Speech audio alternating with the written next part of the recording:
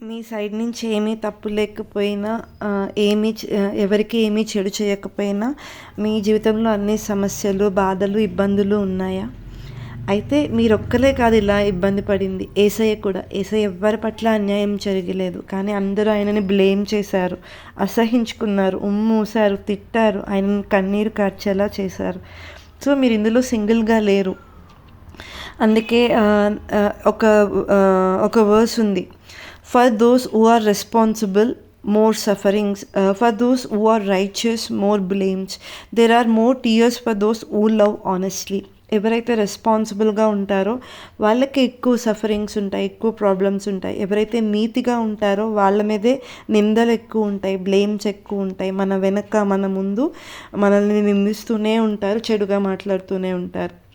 ఎవరైతే హానెస్ట్గా ప్రేమిస్తారో వాళ్ళకే కన్నీళ్ళు ఎక్కువ ఉంటాయి. ఇది యేసయ్యకి జరిగింది, మీకు జరుగుద్ది, మనకి జరుగుద్ది, అందరికీ జరుగుద్ది.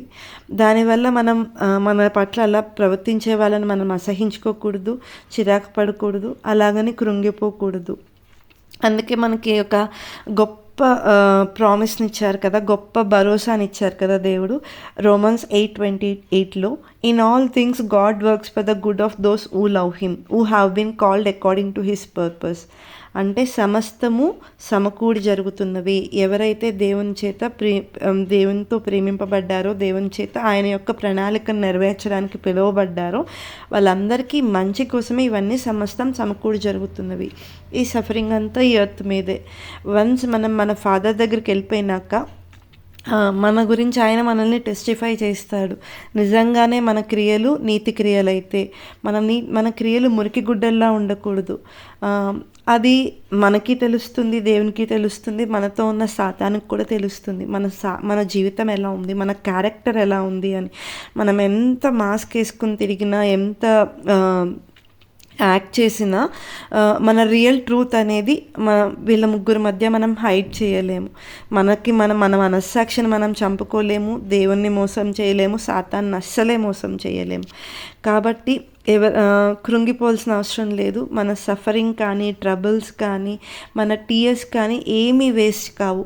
టీయర్స్ అయితే దేవుడు ప్రతి టీయర్ని ఆయన కౌంట్ చేసుకుంటున్నారు, ఆయన జార్లో సేఫ్గా దాచిపెడుతున్నారు, ప్రతిదానికి సమాధానం ఇస్తారు. మనం ప్రకటన గ్రంథంలో చదువుకుంటాం కదా, నీతిమంతుల యొక్క మొర, అదే ఎవరెవరైతే బాధపడ్డారో, హింసింపబడ్డారో వాళ్ళందరికీ అక్కడ ఒక గొప్ప ఫీస్ట్ జరగబోతుంది కదా. ఆ ఫీస్ట్లో పాలుభాగస్తులం అవ్వాలంటే ఇలాంటి పరిస్థితులు మనం భూమి మీద ఫేస్ చేయాల్సే ఉంటుంది.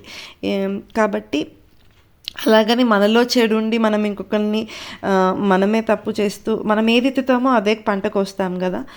మన ప్రవర్తన సరిగా లేకుండా ఇతరులను మనం బ్లేమ్ చేయడం కూడా కరెక్ట్ కాదు.